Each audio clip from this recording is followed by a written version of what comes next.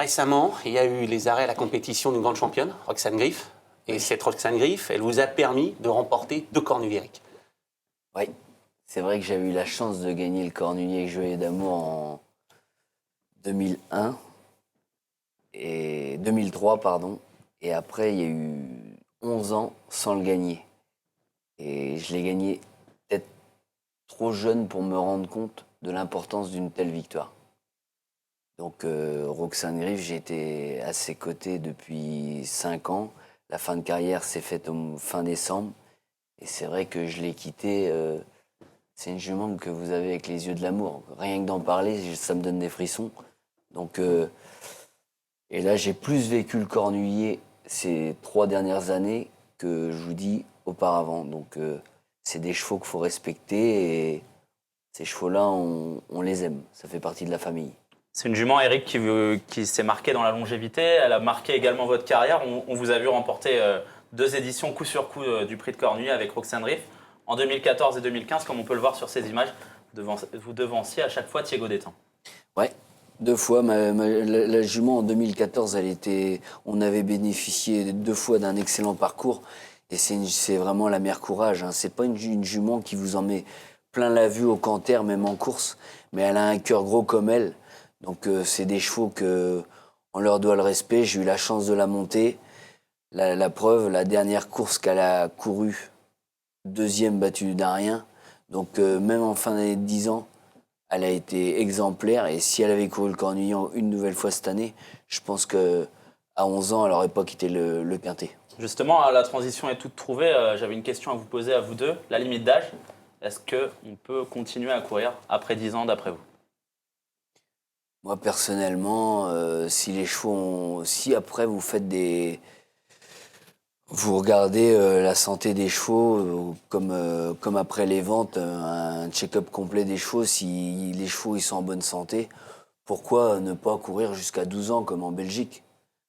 Moi, je dis pourquoi pas, parce que c'est des chevaux qui amènent le public, donc ils sont respectés. Moi, je dis pourquoi pas. Vous êtes d'accord, Mathieu? Ouais, c'est sûr que à 10 ans, après, il faut regarder les dernières perfs des chevaux. S'il reste vraiment sur 6 ou 7 bulles et que les dernières courses, le cheval finit en lambeau, il a 10 ans, il faut faire quelque chose. Ou alors, il faut faire vraiment un bilan complet au bout des 10 années. Mais après, il y a certains chevaux à 10 ans qui se sentent encore vraiment bien et qui font encore des très belles perfs. Et donc, pourquoi les interdire quand ils sont en bonne santé? Non, ils sont là pour faire le spectacle. Et donc vous, Mathieu, en 2004, vous croisez la route d'un excellent champion, d'un cheval qui a marqué votre carrière. Vous avez tout juste 18 ans et vous remportez votre premier prix de Cornulier avec Jack de Bellouet.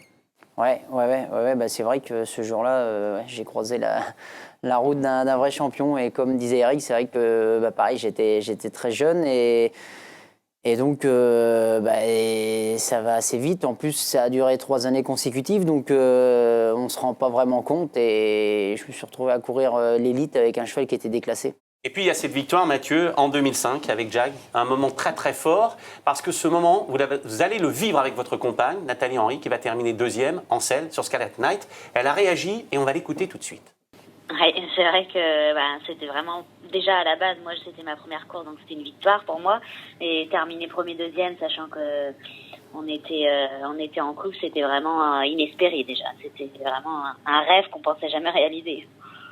Je pense qu'on n'est pas prêt de revoir des moments comme ça en couple. Est-ce qu'au passage du poteau, vous pensez à Nathalie ou est-ce que vous vous dites non, j'ai gagné Sur le coup, j'avais pas vraiment trop fait attention parce qu'elle était venue prendre l'avantage sur le cheval de Jackie Trèche, c'était Histoire d'Espien. Et